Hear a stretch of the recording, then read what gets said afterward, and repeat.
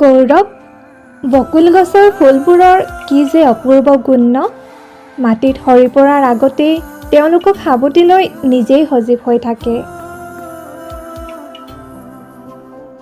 জানানে বৰ্ষা, এই যে বকুল ফুলৰ গোন্ধত যেন গভীৰভাৱে জীৱনৰ এটি কথা কৈ যায়।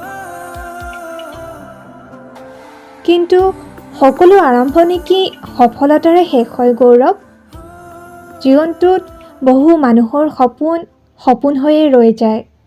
মোৰ বাবেও তেনেকুৱাই হৈছে।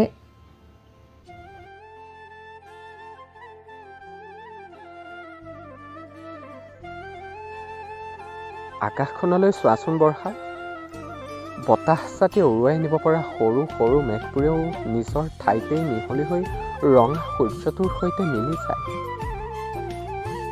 সপোনবোৰো এনেকুৱাই, যদি আমি দৃঢ় হৈ থাকোঁ, জীৱনেও আমাক নিজৰ আগ্ৰহত লৈ যাব।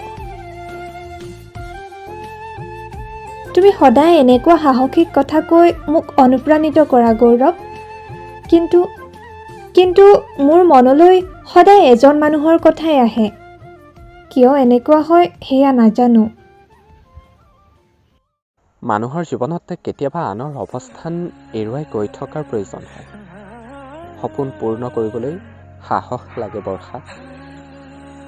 আমি যদি একেলগে থাকোঁ, আমি সফল হ'ব পাৰিম। গৌৰৱ, তেনেহ'লে এই গছৰ তলত এই ফুলবোৰৰ শপত লওঁ আহা। আমি জীৱনৰ যিকোনো পৰীক্ষাতে একেলগে থাকিম। মোৰ হাতত হাত ধৰি ৰাখিবা, হ'বনে?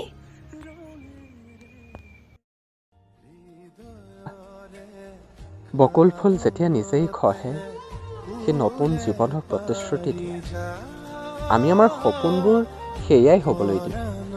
নোৱাৰোঁ বুলি কোনো দিন ভাবিব নালাগে।